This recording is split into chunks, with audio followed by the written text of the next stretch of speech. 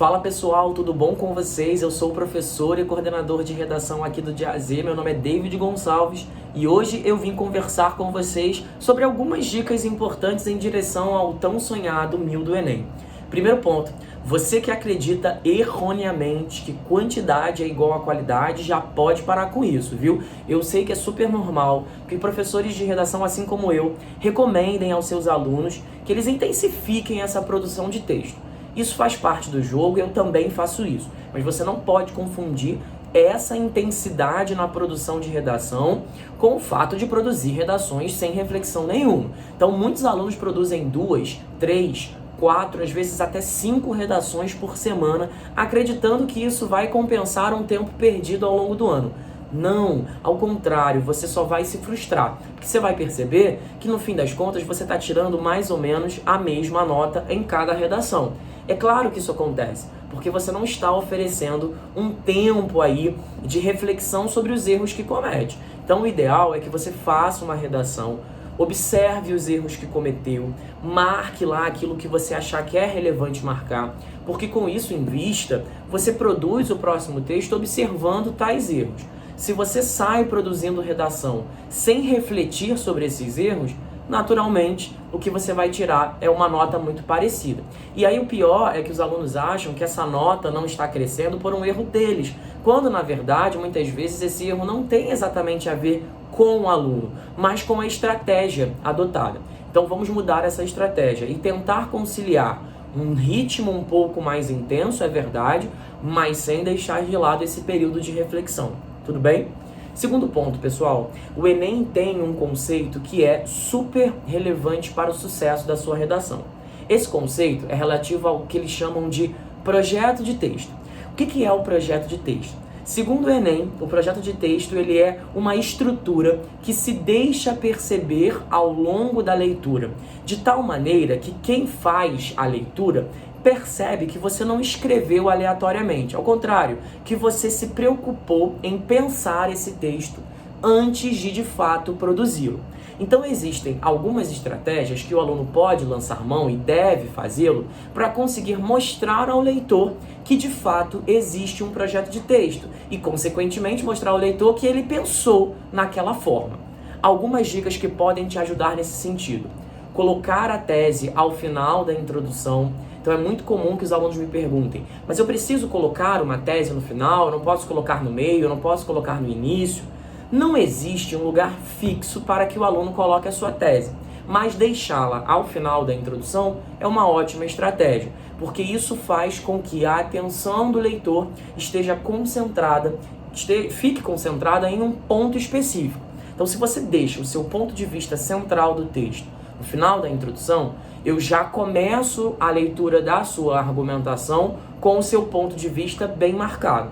E aí depois de você colocar esse ponto de vista bem marcado ao final da introdução, você pode também centralizar as opiniões da argumentação no início de cada parágrafo de argumentação. Então vamos lá. Ao final da introdução você se posiciona e no começo de cada parágrafo de desenvolvimento você apresenta uma estrutura chamada tópico frasal. O tópico frasal vai ser responsável por condensar a sua opinião. Você vai defender uma opinião ao longo do seu parágrafo de desenvolvimento, nós sabemos. Mas é importante que você condense, sintetize essa opinião no início do parágrafo de desenvolvimento. Assim é uma maneira de você também destacar para o seu leitor qual será a cabeça argumentativa. Daí, ao longo da leitura do parágrafo, o leitor já sabe de antemão que tudo aquilo estaria relacionado a uma ideia. E aí é importante que você tome certo cuidado. Repare, eu estou considerando que você vai desenvolver uma ideia e não mais de uma. Afinal de contas, nós só teremos um tópico frasal.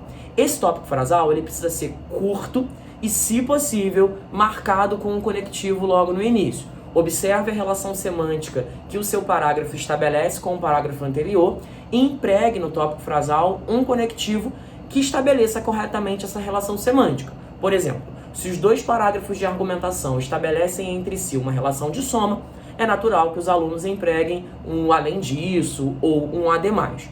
É importante também, para terminar de fechar essa noção de projeto de texto, que você retome a tese na conclusão. E aí é importante que você coloque essa retomada de tese no início da conclusão. Eu entendo como retomada uma paráfrase, em outras palavras. Você vai dizer o mesmo que você já disse, só que de uma forma reelaborada. Então, projeto de texto ele vai se resumir em uma tese ao final da introdução, 2 tópicos frasais, considerando que você vai ter aí provavelmente 2 parágrafos de argumentação, ou seja, 2 frases no início do parágrafo de argumentação, frases curtas que consigam revelar a sua ideia, e lá no final, lá na sua conclusão, logo no início do parágrafo de conclusão, você coloca uma frase que seja capaz de parafrasear aquilo que você disse lá no início. Tudo isso vai ajudar no sentido de construir uma noção de que você preparou aquele texto e não de que você fez aquele texto de um modo aleatório. Já que nós estamos falando de conclusão, é importante também considerar que as propostas de intervenção devem estar na conclusão concentradas. Isso não é uma obrigação, tá, pessoal? Há muitos alunos que optam também por colocar um pouco da proposta ao longo do desenvolvimento. Há alunos até que colocam um pouco de proposta de intervenção na introdução. Eu não recomendo que você faça isso, não é que você não possa, mas em termos de estratégia, é muito melhor que você coloque as propostas de intervenção na conclusão. Tudo isso por quê? Porque também colabora para uma ideia de projeto de texto. Você se posicionou, você explicou as suas ideias e aí ao final você apresenta propostas que visam atingir os problemas que você desenvolveu. Além disso, quando as propostas de intervenção estão na conclusão e aí o corretor ele vai dar a nota, é natural que essas propostas já estejam frescas na cabeça dele. Assim ele não vai ter muito trabalho em voltar ao texto e ficar caçando aquelas informações. Ele consegue concentrar a atenção logo na conclusão. E aí vale a pena a gente relembrar um ponto.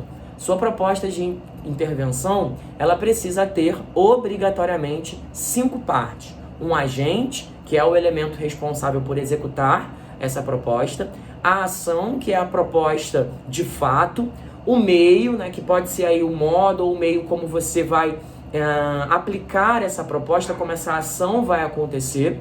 Além disso, é importante também que você apresente uma finalidade, ou seja, para que aquela proposta servirá. Então nós temos agente com 40 pontos, a ação com 40 pontos, o modo ou meio, que também revelam aí 40 pontos, e a finalidade com 40 pontos. Reparem que a soma dessas 4 partes resulta em 160 pontos. Sim, porque eu não estou contando o detalhamento, que é essa informação que se agrega a uma dessas partes, trazendo algum tipo de detalhe. Pode ser uma justificativa, uma explicação, uma exemplificação. Então, quando você traz uma informação adicional a uma dessas partes, o Enem entende que você vai tirar também 40 pontos por isso.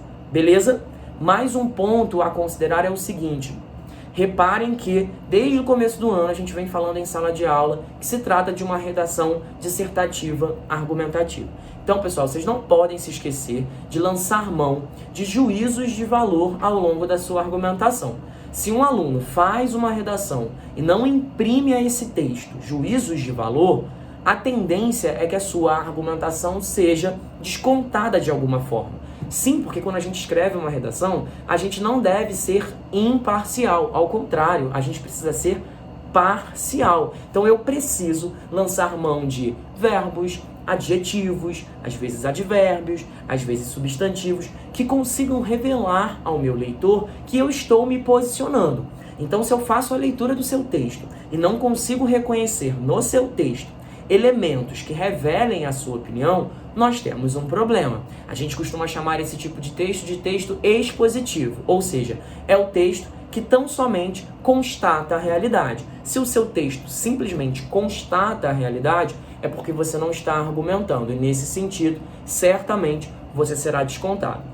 Por fim, não podemos nos esquecer da importância dos elementos coesivos. E quando eu falo de elementos coesivos, eu não falo apenas de conectivo, tá? Eu vejo que muitos alunos lançam mão de muitos conectivos na redação, acreditando que conectivos são iguais à coesão. Não, a coesão é um fenômeno muito mais complexo. Os conectivos são um exemplo da coesão. Então você pode lançar mão, por exemplo, de artigos, de numerais, de pronomes e também de conectivos.